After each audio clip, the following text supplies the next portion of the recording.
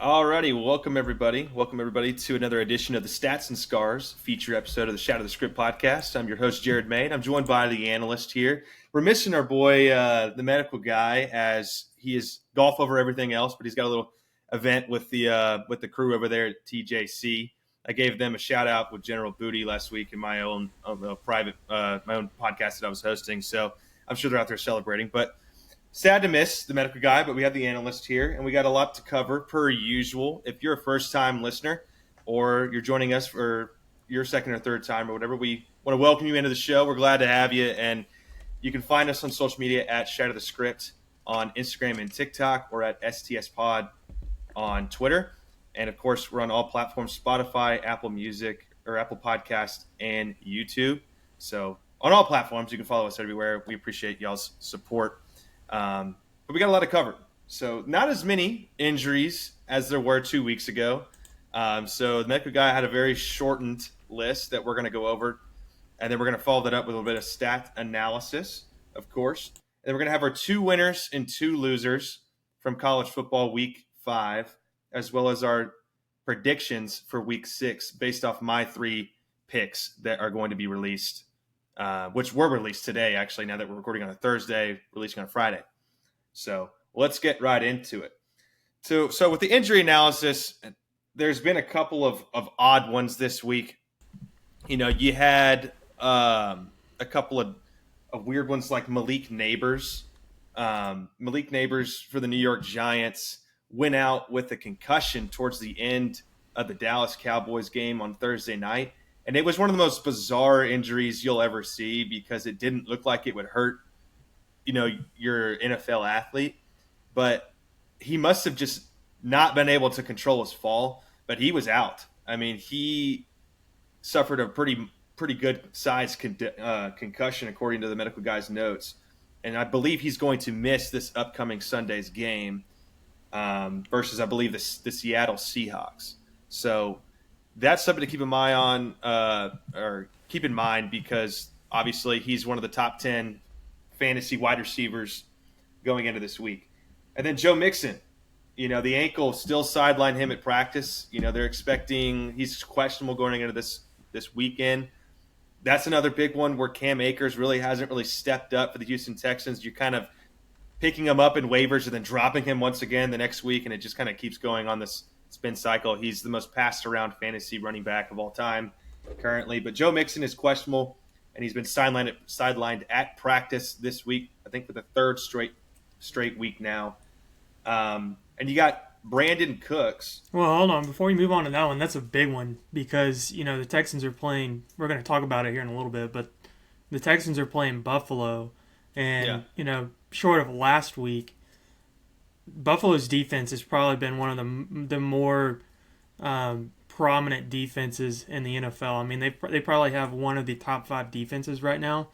You know, obviously the Ravens kind of manhandled them. I just think we've talked about it. I think that was a little awfully for the Bills, but you know they're going to have to run the ball against the Bills to be, I think, effective. Von Miller isn't going to be playing, so the pass rush is going to be down. You know, he got suspended, but you know, losing Mixon and the lack of production from Akers, and I'm not sure about Dameon Pierce, but losing that production from Mixon that they had in the first game and a half, that could be a problem against the Bills.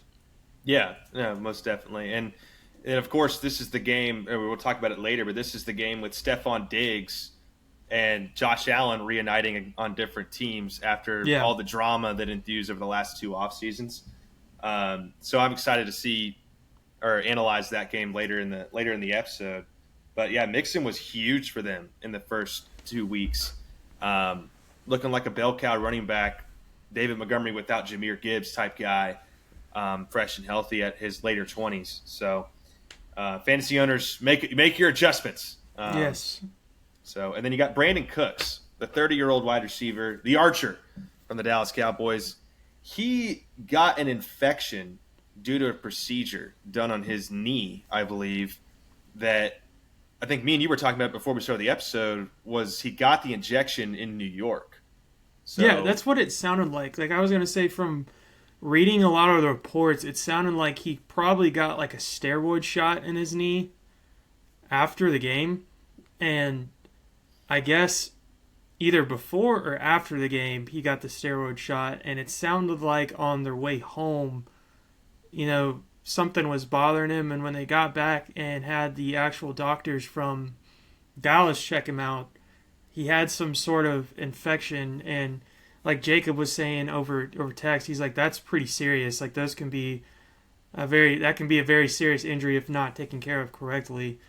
Because I mean, you got to think about it. It's underneath the skin, so you can't see what you're looking at. You can't see what is actually going on underneath there. So I'm sure that's a heavy dose of antibiotics. But they're saying, that could be a 3 to 8 week recovery, I think is what I read. Yeah. And Dallas already looks like, besides or outside of CeeDee Lamb, looks like shit at receivers. So losing Cooks could be an even bigger problem. Yeah, that's the big one that I was gonna incorporate with fantasy owners is, I mean, who do you go to next? I mean, obviously CeeDee Lamb and Jake Ferguson's stock just rose to the roof, but in terms of the onslaught of a schedule that Dallas is going to have to face this year, or the next 6 or 7 weeks, going in there without, I mean, granted, your Cooks couldn't really make any type of separation at all throughout the first couple of games, but he was an asset to get somebody off of CeeDee Lamb. And it's going to be a struggle if you're a Dallas Cowboys fan, or if you're watching those games, because they're going to go into Pittsburgh Sunday Night Football and it's going to look like crap. Yeah. So that's the one to keep an eye on. Obviously, he's out for Week 5, but Brandon Cooks will be out for Week 5. But keep in mind he might be out for longer. I know not a lot of fantasy owners own him, but if you're on the betting side of things, this might be something to also pay attention with maybe CeeDee Lamb's yardage or Dak Prescott's interceptions to touchdowns, things like that, perhaps the spread. But, yeah, difficult road going ahead for the Dallas Cowboys. And then Rashee Rice, wide receiver with the Kansas City Chiefs. Now, it was feared that he had an ACL tear on Sunday until recently. They talked about that after tests that he could have missed out on having an ACL injury. And it could be an ACL/bone bruise, and it most likely missed his ACL. They're still waiting to do tests and make sure the swelling reduces before they go back and do more tests with Rashee Rice to kind of determine. But he has landed on the injured reserve list, meaning that he is out for at least another 4 games for the Chiefs. So good and bad news for the Chiefs and Rashee Rice. We're still waiting to hear the final answer here on Thursday. But my only complaint about that was that, like fantasy guys like all of us, I have Rashee Rice in the same league that I have McCaffrey. And so I was like, the season's over, count me out. But then, 3 or 4 days go by and they still can't confirm if he tore his ACL. I mean, just watching what happened after the fact, I mean, it looked like his season was over. And like we've seen it 1,000 times, it sucks. We don't want anybody to tear the ACL, even though Rashee Rice is not the greatest guy. But it's like he did that, and then my only complaint is that we waited Monday, they got tests back Monday. Tuesday, most waivers in fantasy go out Wednesday. So I'm sitting there like trying to pick up players. Like, do I drop them? Do I keep them? Do I drop them? Do I keep? I set waiver wires on Tuesday, and then like Tuesday night, I was scrolling through my phone and waiting and waiting and waiting. Yeah. And so I was like, I can't drop them yet. There's no news. Then Wednesday comes out, and what's even more aggravating is they say, oh, we're still not sure. We need the swelling to go down. And if you're trying to look up like fantasy news or reports from like Schefter, and you look up Rashee Rice on Twitter right now, all you see is everything about his mom.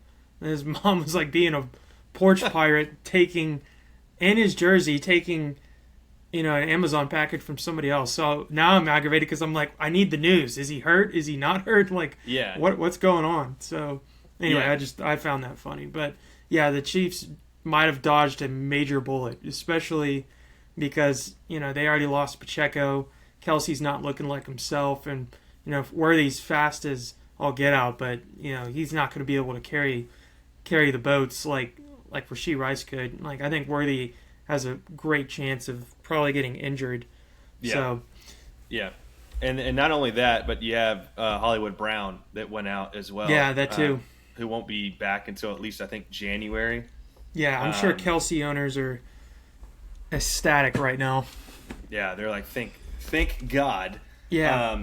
And like you said, we gave the latest on this news. So like the latest is they're gonna wait for the swelling to go down and then do more tests after that. But there's still no final answer. So we'll have to give a release once the final answer. I mean, you'll see it from Schefter, obviously, but obviously here we give you the kind of a more, as best we can, the in-depth breakdown of it. Okay, the next one, moving on to Davante Adams. This is the funny one. This is the funny one where it's like you've seen the jokes all throughout. If you're on X or if you're on Instagram, you've probably seen it. Where his hamstring is going to be just fine once he gets traded. Yeah, and that he ain't playing this weekend. He's out. Davante Adams is out week 5 with the hamstring injury, but also he had requested a trade earlier this week, and the Raiders decided to make a business decision, like they said on the post-game press conference. So fantasy owners are skeptical on this guy as well because, one, he could go to a better team to have a better scenario and maybe get the ball that he's claiming that he needs all the time. And then, 2, is he actually hurt, which we're never going to get the full answer on that until he's traded, which we don't even know when that's going to happen. Yeah. Because you definitely have teams in the market to trade for Davante Adams, but also his contract, you got to be able to withhold that. Someone's got to be able to take that on. And I know the Raiders are probably going to keep some of it. But another thing to look at, which I'll let you attack because me and you talked about this a little bit, was when Davante Adams gets traded, then let's say his favorite teams were, like I think he listed, the Cowboys, the Saints, the Jets, and the Steelers. Saints, Jets, Steelers, and I think he said he wouldn't mind playing for the Chiefs, is what I read. But I think the top 2 are Saints and Jets, mainly because Derek Carr and Aaron Rodgers. So reuniting with Derek Carr, you go through that scenario, you've got Chris Olave as the number 1 over there, and Rashid Shaheed as the number 2 currently. Well, then Davante Adams steps up, and then what happens? Who's the number 1? It's most likely Davante Adams, and then Chris Olave takes a passenger seat. You go to the Jets, it's Garrett Wilson. Davante Adams goes there with his old teammate, Aaron Rodgers. Who's the number 1 over there? Is it Garrett Wilson or is it Davante Adams? Who's sniping the targets? If he goes to the Dallas Cowboys, the same thing. CeeDee Lamb or Davante Adams. Like this is a struggle going into if you're a fantasy owner. Yeah, I think like overall, we'll go back to since this is the injury part. I think that his injury is not real. And the reason I say that is because like it happened at a weird time. It happened on a Wednesday practice, and most of the time when you're a veteran like Davante Adams is, and this is post the business decision comments, I think Davante Adams, the word came out that he was already looking, or he went to the team in the offseason, was like, hey, I wouldn't mind being traded, and had the conversation, but he didn't formally request a trade offer, a trade request. So he goes through the season. Clearly things aren't working out, and I think that's what Antonio Pierce meant by like a business decision. He was talking about Davante Adams and the fact that I don't think he's injured. I think that he's like, I'm not going to sit here and waste my time catching targets if I'm going to request a trade. So going back to Jared's point, Saints, I would say anywhere he goes, I think you can count out the Cowboys. The Cowboys aren't going to go get him. They're going to blame they don't have the cap space for him, even though they've got $25 million. Yeah. But like I think the Saints, the Jets, the Chiefs, the Steelers. I swear there was one more team. I heard the Niners, but I don't really think the Niners need them. Yeah, the Niners are like dream world scenario for. Yeah, it's kind of like it's NFL fantasy stuff, not fantasy football, but like fantasy.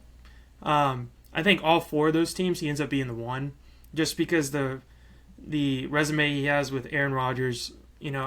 There's a lot of rumors out right now that I don't think Aaron Rodgers necessarily likes Garrett Wilson. I don't know if that's true or not, but and then Derek Carr and him are best friends, and I like Olave. I think Olave's good, but it's like he's not Davante Adams. he's not Devontae Adams at 30. You know, like No. Olave's a small guy and he's a great slot guy, but that would probably actually boost Olave's career with having somebody like Devontae Adams that kind of takes the pressure off, allows Olave to play more of like an inside role, because I think that's really what the Saints are missing. So overall, I think that all four of those teams, and the Steelers, like George Pickens is good, but he is nowhere near Devontae Adams. But I think all four of those scenarios, he ends up in a good spot. Yeah. And our last two on the injury report, we had Brian Robinson Jr. with a knee injury. He didn't practice today, and he's going questionable into this weekend's games, which I believe they have a pretty tough matchup. If I can remember correctly, I can't remember. I can see the team, but I'm not going to be able to name it and butcher it. But Brian Robinson Jr. has been a critical asset in the red zone, and I believe they're still without Austin Eckler. Unless he's returning this week. So that's big news for Washington They play Commanders. Cleveland this week. They're Cleveland, okay. And Washington is 3-1, I think, currently. So, this is their chance to go 4-1 and look very impressive in the first 5 games. So that's big news. And then, of course, we heard some rumors about Tua Tagovailoa possibly missing. Obviously, he's on the IR, but possibly returning week 8 to quote-unquote save the season for the Dolphins, as they've looked atrocious with, Tyler Huntley and Skylar Thompson over the past 2-3 weeks. So that'll be one to keep an eye on. They said that he went and got tests done and he's concussion symptom free, and then he's been meeting with a lot of neurologists about, should he retire or keep going through his career. And the reports are that hasn't received, quote unquote, hasn't received any information positive to end his career. So wow. I take that as you will. I don't really know what that means. I think he'll end up playing. No. Yeah, that's basically what it is. No one's told him no. Yeah, they're saying, hey, I know we just signed your, $180 million contract. We're not going to say you shouldn't play, but I don't know if it's in your best interest to play. It's kind of what it sounds like. So I imagine he'll end up playing, but there's a lot of room. I wouldn't be shocked if the Dolphins draft a quarterback next year. So yeah, I wouldn't either.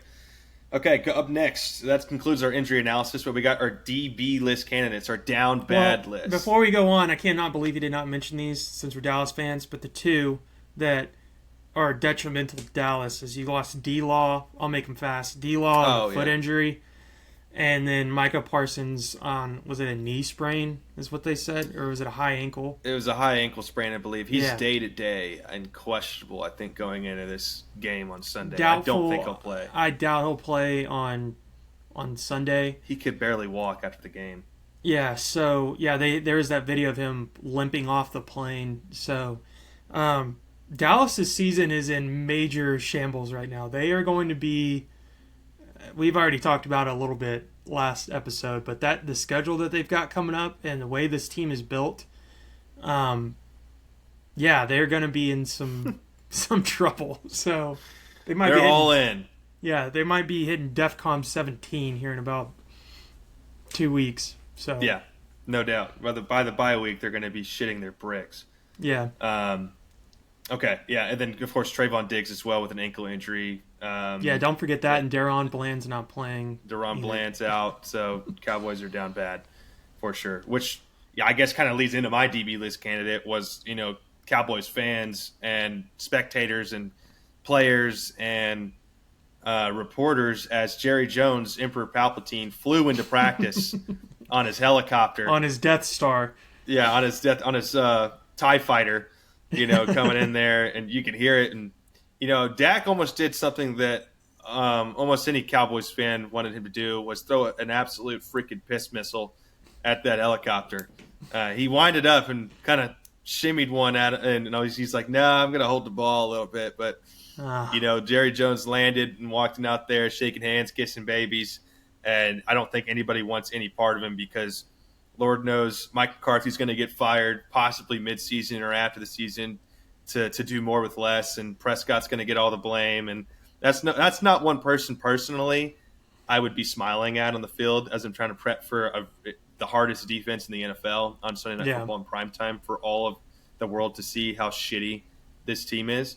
So for him to fly in on the TIE Fighter was one, it was really funny, but two, it was just so Emperor Palpatine like ish, Overlord, like king of the exactly, like Sith Lord, all evil. It's like Sauron's eye just coming up, and it's like fuck. I'm shocked that they didn't line up the helicopter with the football players, so you can walk through the middle of all of them like the stormtroopers, Darth Vader.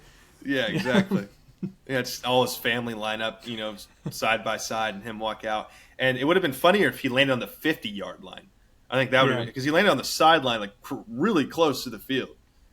But if he just, if they were in the middle of practice and he just landed at the 50, and just everybody had to disperse practice, and him get out and go, hey, how's everybody going? It's like, oh my God, man.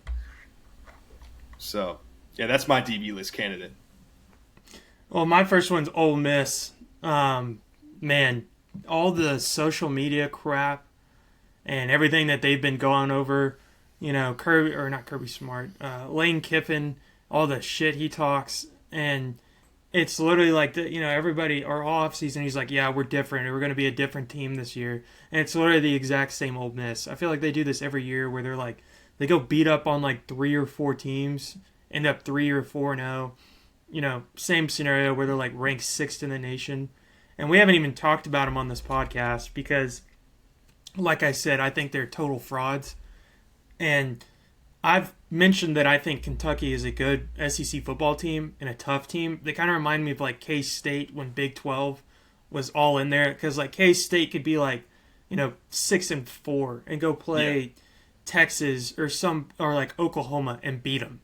They were that kind of team where it was like tough, and they would come and punch you in the mouth, and that's what Kentucky is now. So Kentucky, they just got done giving that big game to Georgia, and then came out there and embarrassed Ole Miss at home, and it's like, Ole Miss is pretenders, man. They're gonna go play like Tennessee, Bama, whoever's on their schedule. There's top SEC teams we've been mentioning for a while.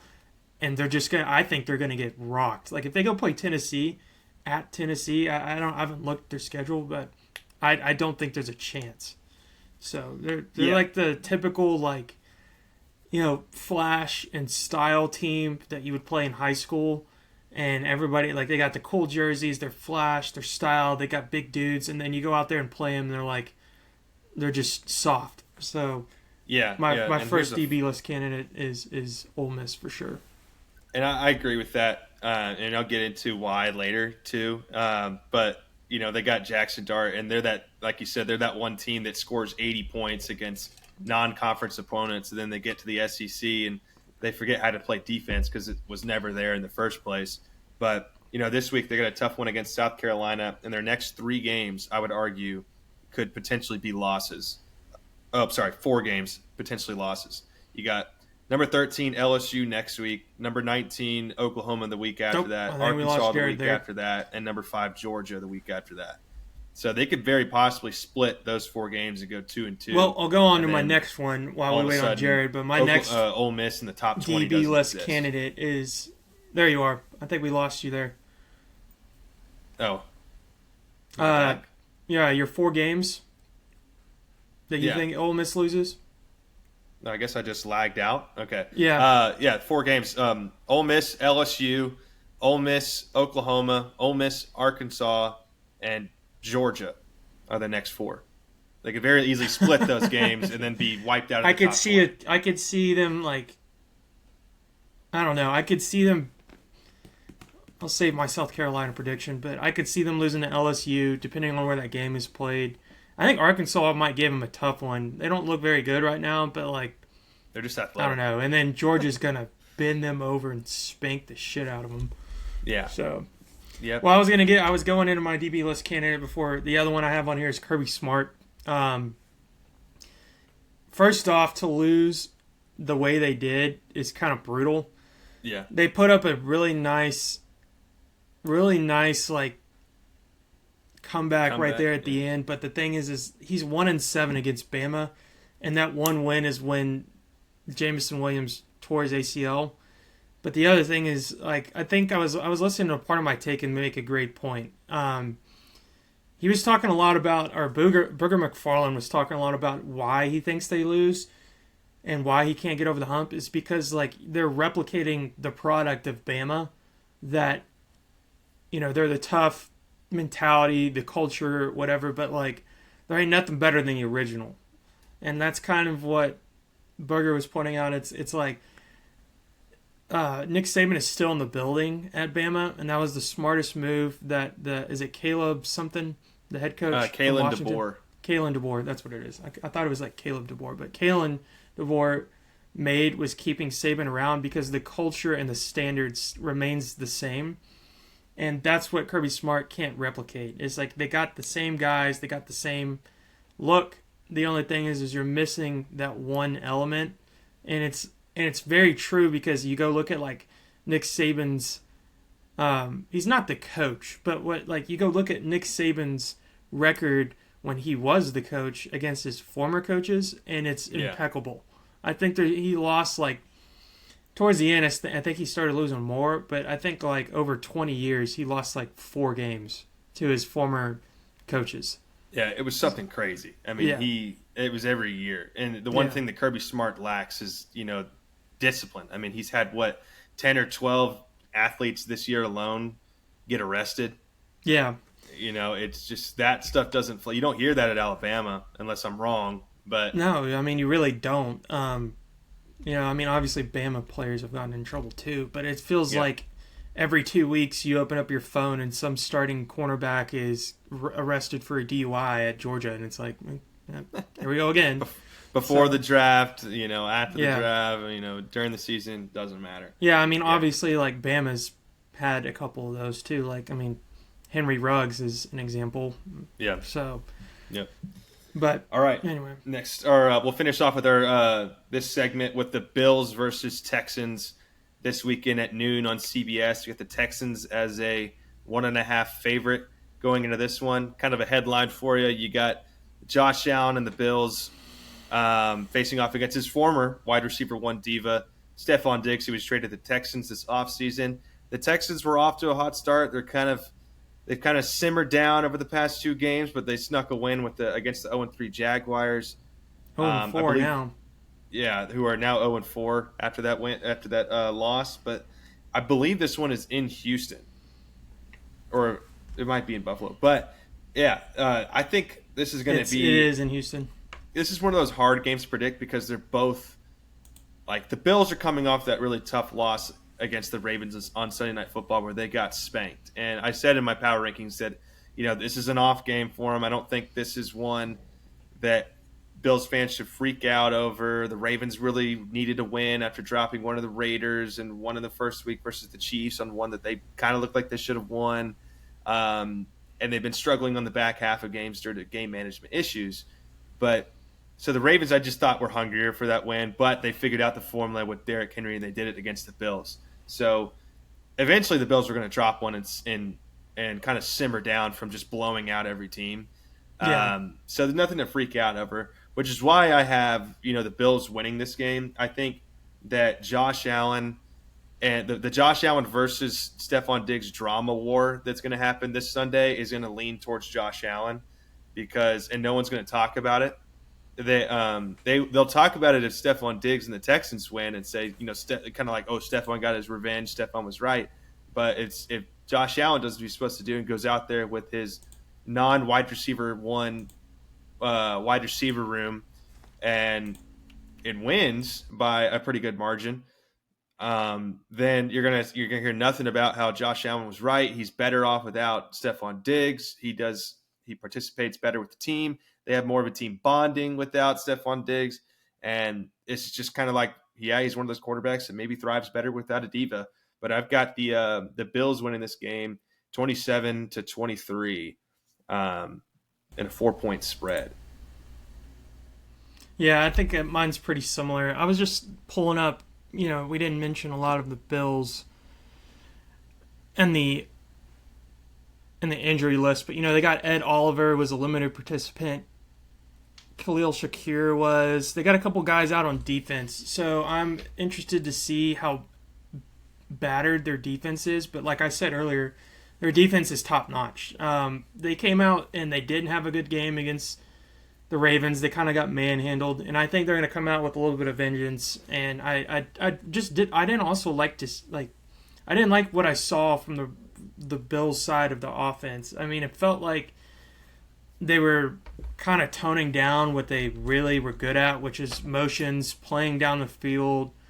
And it kind of felt like Josh Allen couldn't get anything going. And then right when they had a chance to get back in that game, they called that just terrible looking trick play and almost got Josh Allen murdered.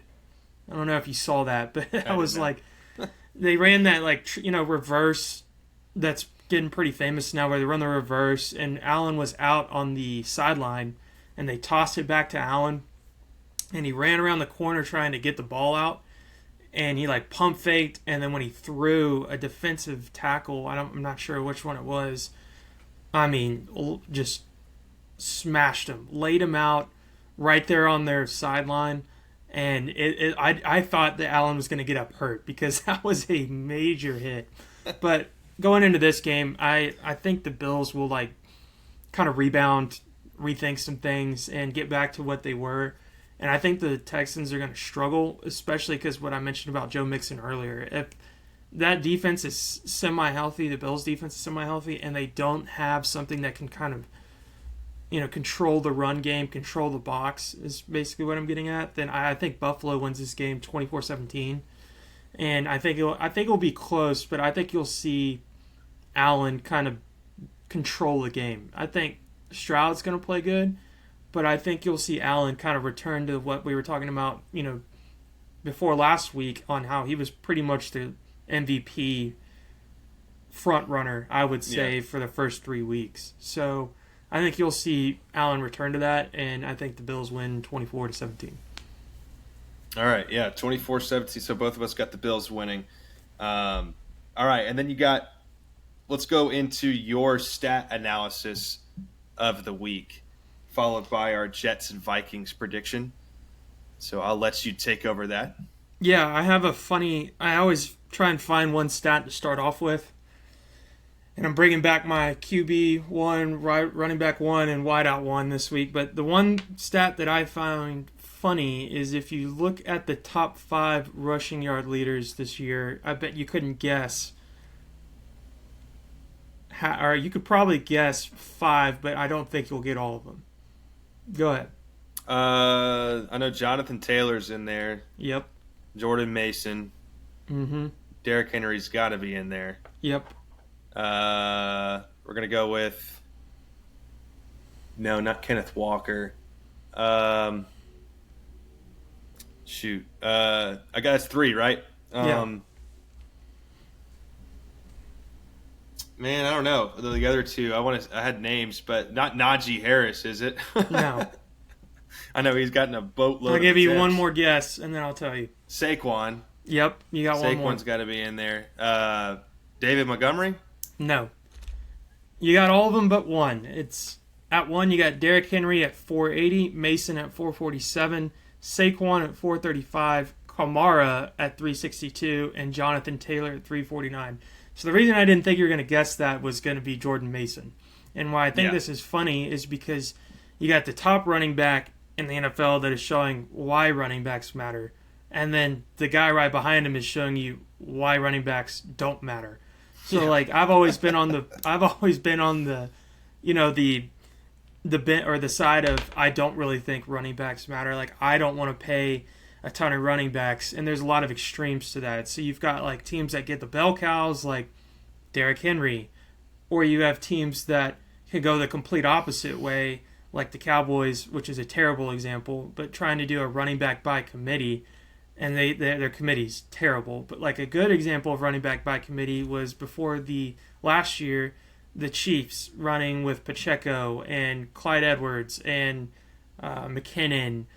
Like that's a good running back by committee. Or like, think of other ones like that. Like Garrett Blount and Rex Burkhead. Yeah, or the Patriots did it for years. Or let's see, God, I just had another one in my head. But yeah, anyway, the running back by committee is usually the argument that a lot of people make. But like your top two rushers, one, you got Derrick Henry sitting up top, and he's the bell cow workhorse. Even though I think Justice Hill is a great change of pace back for the Ravens. I don't know if you've watched a lot of the Ravens, but like, yeah, he's a good he's scat back. fast, and he's like a perfect mix up for Derrick Henry. They gave him an extension mid-season. Yeah. So anyway, I thought that was kind of funny because I've always been on the, like I said, I've always been on the side of like, hey, I would much rather not pay running back and pay make my O line really good, and then find a running back in like the third round and just let him run for 1,000 yards. So yeah, it seems to work out pretty well most of the time. But anyway, we'll get into the stats. So quarterback of the week, I'm calling it, this is a co-champ selection here, and I'm calling it the Monday Night Kings because I don't know if you watched the Monday night game. Did you watch the Titans-Dolphins game? That's the game I'm talking about. That's definitely... Yeah. So that one I did not watch. Yeah, obviously, I am not talking about the Titans-Dolphins game because that was like wanting to pull your eyes out of your eye sockets. Yeah, I did not watch cocaine crashed out Will Levis play football on Monday night. That was... Did not do that. Terrible. But I'm talking about the Lions and the Seahawks. I mean, if you watch that game, I'll start with Jared Goff. Jared Goff, 18 for 18. Yeah. 292 yards and 2 touchdowns. I mean, and if you watched him, it looked like prime Tom Brady in the pocket. I mean, he was moving around, making great decisions. Their scheme is obviously one of the best, and they've got a lot of skill players, but like Goff gets them the football better than most. And, you know, I think he is... I've been talking a ton about the Lions lately, but like he's kind of making a case that I think he's easily a top 10-7 quarterback. I think he still kind of falls into the same area that a lot of people put Dak in, but you know, his scheme, when he's got a good scheme and when he's got a good, you know, set of players, he's very good at getting the football. And a lot of his yards were off of yak yards, you know, yards after catch. But man, he was perfect all night, and he caught a ball too. That throw by Amon-Ra was right in the bucket. He's slow as shit, but they made that work. So, and then we'll move on to Geno, man. I think he played a really great game. He spread that ball all over the field. I mean, Walker was involved. Lockett was involved. JSN was involved. Metcalf was getting, you know, he threw a couple great balls to Metcalf that didn't show up in the stat sheet because Metcalf was getting PI'd all the time, which is great for my fantasy team.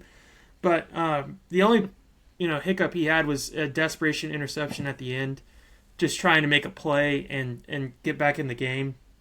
So I'm not going to count him against that, but I think the Seahawks are a real deal. They look really good. It's really hard to stop the Lions, but that Seahawks defense is good, and you know Geno Smith's kind of proven people wrong. There's been a lot of conversations about how they need to go look for a quarterback or draft one or figure that out, and you know he doesn't look half bad. I'm kind of shocked by that. I kind of am interested into deep diving who their OC is because I really like how that offense is ran.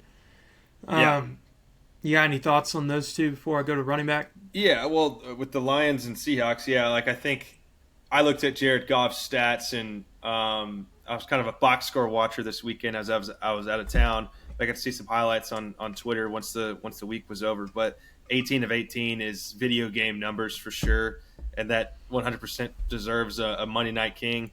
And I saw him catch that ball too. I mean, they've got the formula for success with Ben Johnson, and that a scheme 100% matters. I mean, look at a guy like Brock Purdy over there in San Francisco. A scheme matters. You kind of play to their strengths. Yeah, I've always said that Jared Goff is one of the best pocket passing, middle of the field throwers in the NFL. I'd agree with that. Which is a strength that not a lot of people have today in the NFL. And I talked about it as a quarterback epidemic in my previous episode, Shout of the Script.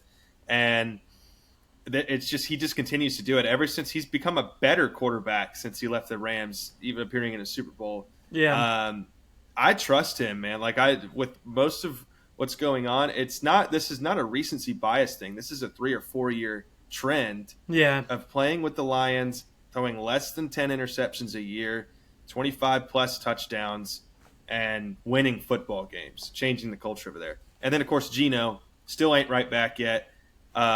Their offense coordinator, I'm glad you pointed that out. Their offense coordinator had a very big issue with route running schemes with their receivers. And JSN talked about this postseason to say, like, well, I didn't get the opportunities I needed with this sort of scheme. And so where is he at now? Well, he's over in Chicago coaching, and I believe his last name's like Cauldron or something. But now you see DJ Moore and Caleb Williams struggling. You saw Geno kind of take a step back last year. Now everything's kind of elevated back to when Geno ain't right back yet 2 years ago. Yeah. So it all scheme matters. Yeah, and that's I need to look up who their OC is, but it's definitely showing. Like, I don't think the Lions' defense is that great, but they have multiple weeks of, great schemes, good numbers. Yeah. DK's been going crazy, and like JSN's becoming a formidable flex option for a lot of 10-team, 12-team PPR leagues. I would say. I mean, you started him, and he what did he get? Like 12 points, 13 points? Yeah, you'll never guess who the offensive coordinator for the Seattle Seahawks is. You'll never guess it. They hired. Don't tell me. Is it somebody that has been in the NFL? No. Or is it somebody from college? College. What conference? Shit. What are they? They were in the college football playoff against Texas last year. Well, that narrows it down. Is it the Washington OC? Yeah, it's a Washington. Ryan Grubb. That dude can call an offense. That dude, when they played Texas last year, oh my God, Michael Penix was throwing all over the place. They're Big Ten, aren't they? They are now. Okay, yeah. I'm sorry. Everyone I think still catching up on conferences, but last year they were all they were a part of the Pac-12. Yeah, because that's when the Pac-12 was like still the Pac-12, and then this past season, Washington, and I think Oregon State's still in the Nebraska Pac-12. Is in the Big Ten now. Yeah, like a couple of those teams. Nebraska's been in the Big Ten, but anyway, yeah, that he's got a great scheme. We'll go on to the running back of the week. This one was plain and simple. Derrick Henry. We were talking about the Bills and how well the Bills have looked on defense, and Derrick Henry from literally snap one, I mean, just dominated them. He had 24 carries, 199 yards, a touchdown. A lot of that came off snap one with an 87-yard run, and it's just crazy to see him be 6'3", 245, 250, and just be able to do what he does. I mean, that's incredible. I got to give the Ravens credit. I did not think this was going to work. It did not look good in the first couple of games because Lamar couldn't get under center very well, or never has really had to do that in his career, and like that's kind of where Derrick Henry thrives. But it's just opening up so much for them, and that's why you're not seeing Mark Andrews be what everybody wants him to be in fantasies, because if you watch a lot of those games, they are just him and Pat Ricard are just mountain movers. They're moving D linemen like crazy, and all of those holes are massive. So Derrick Henry is running right through him, and I mean, he looks great. I did have an honorable mention though, and it's the return of K9. He looked awesome against the Lions. Yeah. He had 12 carries, 80 yards, and 3 touchdowns, and 4 receptions for 36 yards. And when he had the most like insane broken tackle I've ever seen. I don't know how he didn't go down there. And I mean, the linebacker was literally holding his helmet, like bringing him down, and he just like flipped out of it and kept running. Oh, the jiu-jitsu tackle? Yeah, that was crazy. I will say this though, that Lions, I know we just got done talking about it, but that Lions Seahawks was the best game of football I've watched in a long time.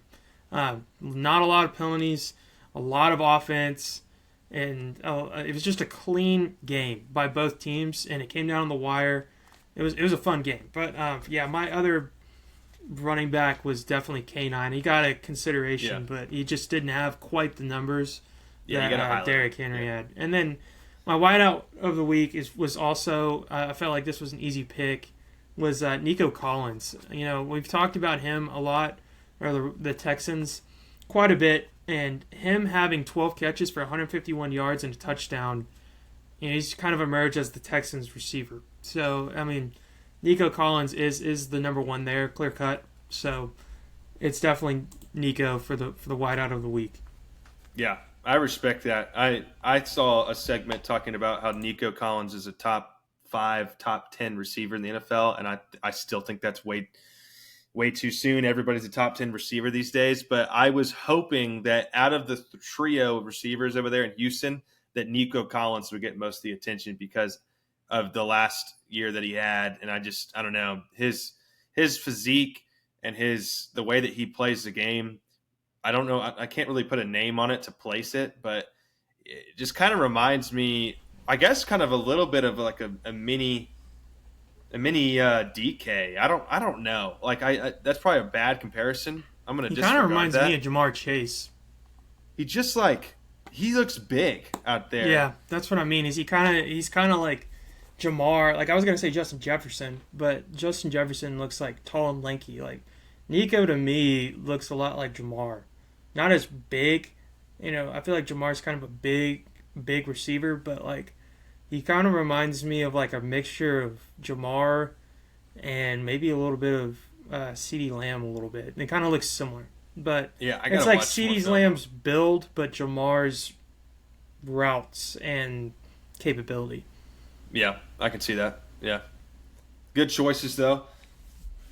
All right, does that wrap up your stat analysis outside of the Jets and Vikings? Yeah, I can start on this one. So Jets and Yeah, go ahead. Vikings. I think the Jets are in shambles right now. I mean, that was such an embarrassing loss to the Denver Broncos, and I think that was at Yeah. home. And I mean, I think Denver's defense is good, but I mean, putting up 9 points with everything and having Aaron Rodgers, that's just abysmal. The Vikings are obviously off to the hot start, like we've talked about. I love this line. I have the Vikings -2.5 as of Thursday evening, and I would take that immediately. I think the Vikings win this game, and they win it big, and I think it's going to cause like turmoil in. It's going to cause turmoil in the Jets organization. People are going to start asking if they should trade for Devontae Adams, all that mess. But I would take that Minnesota line immediately, and I think Minnesota wins big, and they continue their march, and they win 34-10. Okay, yeah. I have a hot take here. I think that the Jets kind of figured out the miscommunications between Garrett Wilson and Aaron Rodgers, and the Minnesota Vikings will no longer be undefeated in this Man, matchup. Which is you keep picking against them. yeah, I it's think this is your because second like straight week. it's only because not a lot of teams go undefeated anymore, and so I'm Yeah, like, at some point you're going to be handed a loss, and I hope they win, but I just think that the Jets need this one pretty badly, and they got to figure some things out. And Brees Hall is going to get. And I think this is one of those games where they kind of come alive when you least expect it, and everyone's wanting to take the Vikings, and then all of a sudden the Jets just ruin everything because I don't even know why. New York bias, call it what you will, but I got them in a very close one, low scoring affair, 19-17. Beating the Vikings. I don't want this to happen. I just have a gut feeling. I just don't think this is the week from what I've Yeah, seen from I hope the you're Jets. right. I mean, I don't like the Jets at all. I really don't. So, all right. 2 winners, 2 losers, college football. This is we're going to extend it. Last week we did just 1, but this week we're going to go back to 2 since it's just us and this episode. So let's start with your 2 winners, and I'll follow you up on it. I'm going to go with the obvious winner, and that's Bama. They looked magnificent, and they got a 17-year-old wide receiver that looks magnificent on their team. Milroe is not a great thrower, but an average thrower, but he's just good enough for them to be what they are. I mean, I think Kirby Smart said it. He's probably the best running back. He could probably be the best running back in college football right now, but he can throw the football. And there's been a lot of talk that Georgia's taken all offseason, that Georgia's taken over as the number 1 spot. But if Bama keeps beating them, I don't think you can go away from Bama. I mean, I would say they're now them or Texas. I need Texas to play somebody, but them or Texas are arguably the teams to beat in the SEC right now for sure. Yeah, no doubt. So that game was close, fought, and they almost blew the lead. But staying resilient with Bama, they're still Bama. They are still Bama without Saban. So, you want me to go to my other one, or do you want to go? Yeah, go ahead. Yeah. All right, I'm going to save my other one, and I'm going to go with my alma mater again. Sam Houston State beating Texas State. FCS Cool boys. fun fact, in the NIL, they are the Oakland Athletic Moneyball team right now. They have no NIL money. They have the least amount of NIL money, and they're 4-1. So people are starting to pick them. The only loss they have is to UCF. People are starting to pick them. If they keep up their trend, they could be the Group of 5 team that you see in the playoffs. And I mean, they're rocking and rolling. They are the Moneyball team right now. They were down 22-7.5 and beat Texas State 40-39 on a game-winning field goal. So, I got my Cats, man. They look good. I did not think they were going to be good. They were 0-8 last year, and they're rocking and rolling. And I'm excited to see what they do because they're starting to get some hype, and that's really cool to see as like a former alumni and a former player there. So, yeah. Hell yeah. I was actually thinking about putting an FCS game in my predictions this week because honestly the games are pretty bad. I was like, who does Sam Houston play this week? I might sneak them into my picks. Yeah. Because we were they all play tonight. They game. play UTEP tonight, Thursday night. That's and kind of why I also beat the shit out of UTEP. So I think UTEP's like 1-3 or something like that, but they should win. And UCF, that's not a bad loss. I mean, UCF. No, they got their Jefferson. Teeth kicked in, but yeah, but it's the same. Like they played Colorado pretty close for a little bit. I mean, they lost I think by 20, but they got KJ Jefferson, and that's not an easy guy to tackle. I don't know. Yeah. So not a bad one on looking on the scoreboard, I guess. My two winners are I like Kentucky as a winner for sure. That's the other one I had earlier. Yeah, going in there against Ole Miss and in their territory, and everyone's going all crazy about Jackson Dart and how he cheated on his girlfriend or whatever the heck it was. It went viral, and he's just like this dirty blonde quarterback, that bad boy, super cool. But at the end of the day, Kentucky ain't afraid to get dirty. Ole Miss kind of is, and you got Lane Kiffin, who's been doing a lot of talking, and Kentucky, who almost beat Georgia and then goes into Ole Miss and beats Ole Miss, is the major spoiler in the SEC for sure. This is a team that could get to 8 wins, but they're probably only going to get to 7 because of their loss to South Carolina without their starting quarterback. Yeah, but this is a good team, and I think they're a huge winner this weekend, beating a ranked team away, top 10 team away. The other one for me was Michigan. I know they. Yeah, I mean, they beat, was it Minnesota, I believe? Yeah, it was 27-24. Yeah, so Michigan's just biding their time right now. I mean, they're just winning in ways that they can. They do not have a quarterback. I don't want to say his name because I feel like I'm going to just get ridiculed for saying it. But he's got an odd last name if you have a dirty mind. But, like, the guy... them too, that they still don't know who they want to play, it seems like, and their running game isn't what they imagined to be, but they're riding on controlling the tempo of the game, controlling the clock, and it's winning the football games. And it's kind of like they went back to winning. when Harbaugh wasn't coaching because of the whole Stallion thing. Like, they just were like, we're just going to run the football. Yes. Like, that's what they've been doing. So, and their defense isn't terrible either. Yeah, and their defense is their strong suit because they got the number one cornerback in college football. But if Michigan makes it to 9 wins, that's a win. Yeah, because we were talking about earlier in the season, they might be a 7 or 8 win football team at best, and they're kind of turning the tide a little bit. So yeah, we'll see. It probably get tougher for them as the road goes on. I haven't checked their schedule. All right, your 2 losers.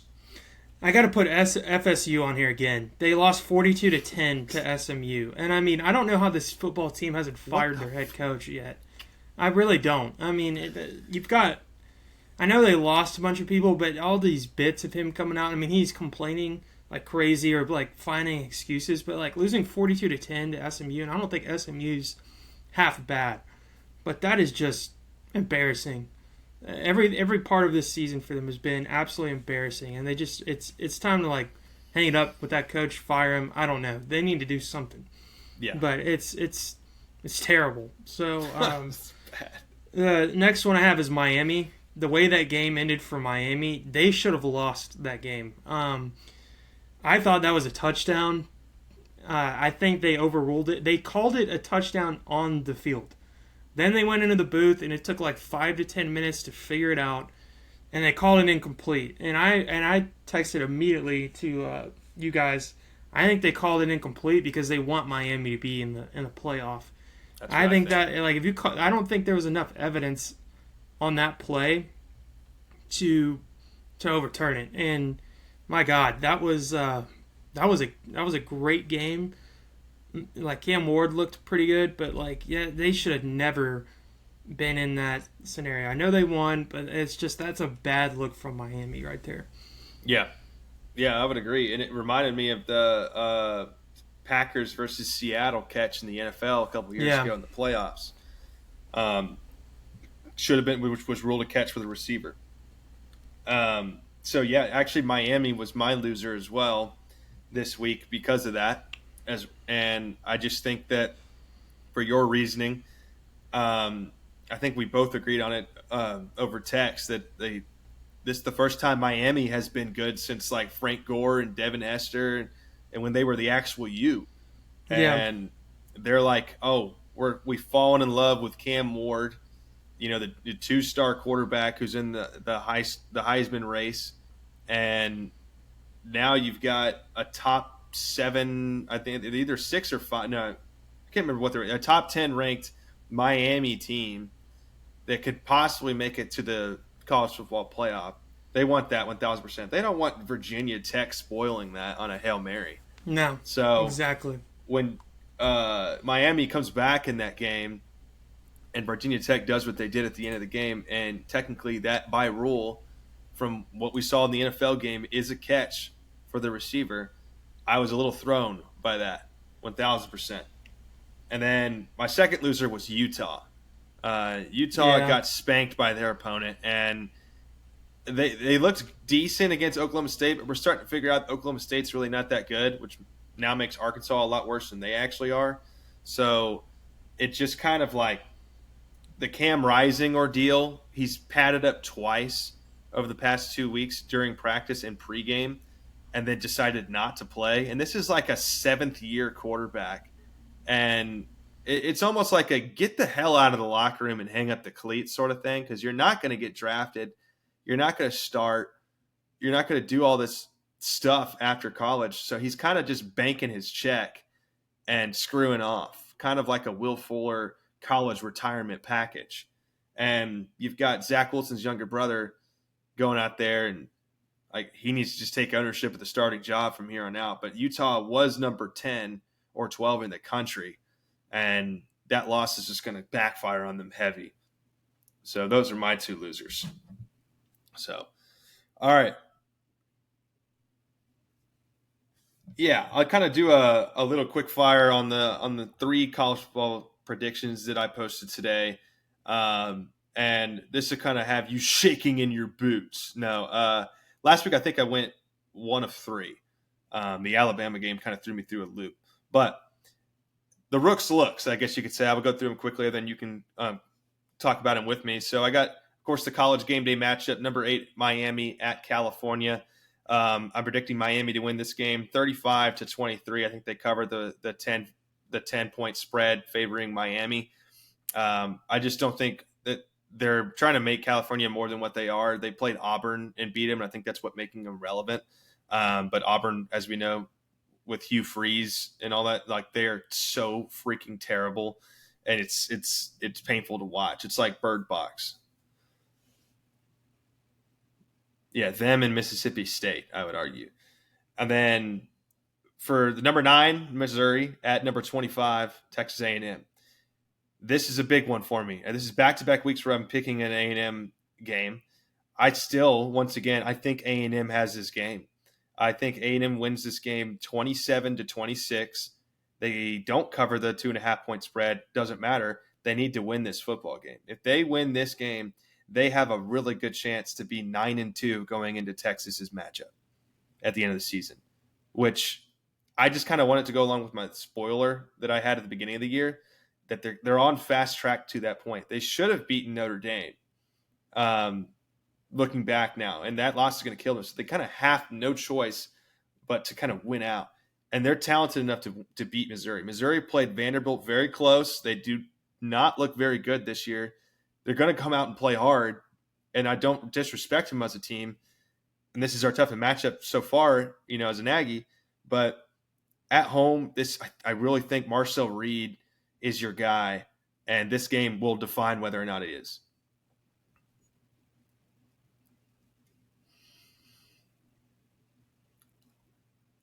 Well, here's the thing, to contradict what I just said. Marcel Reed is your guy. However, he's a freshman. When Connor Weigman comes back, I think you got to start him. I think he gives you the best chance to win, I guess. It's kind of a Romo Dak scenario, I guess.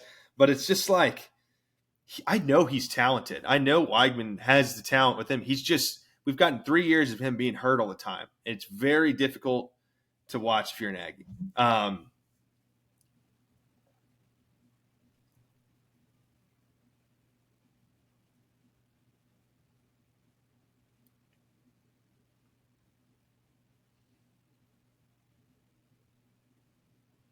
Yeah.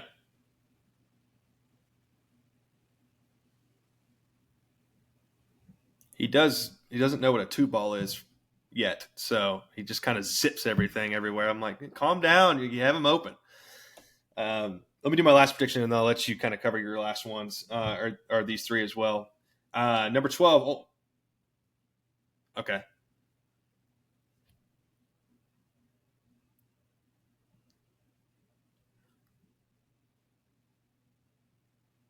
Do you have a score prediction?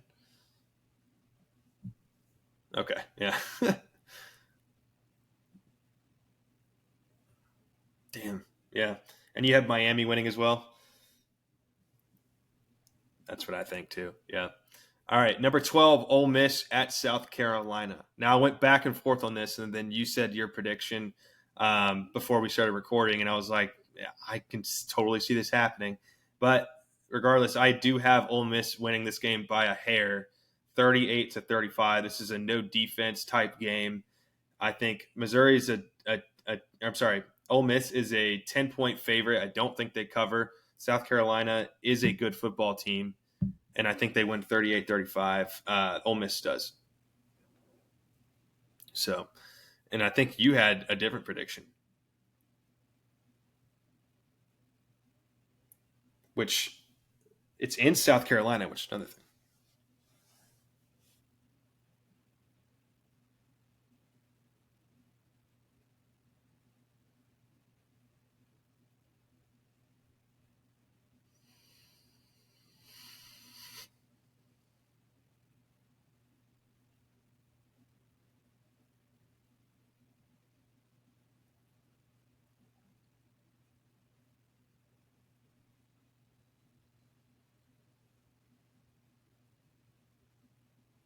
Okay.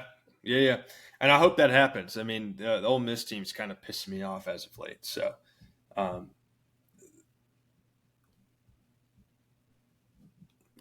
always go for the underdogs. All right. So that wraps up our Stats and Scars feature episode for this week. For the Analyst, I appreciate you joining. We'll be back on schedule next week. I've been out and about, so I'm way out of whack. Everything's kind of been delayed a day or two, but we'll be able to catch up as the weekend goes on. So I appreciate everybody's patience. But like I said at the beginning of the episode, if you're a first-time listener or this is you're a follower of the show, you can follow us on Shadow the Script on Instagram and TikTok, or on X at STS_pod.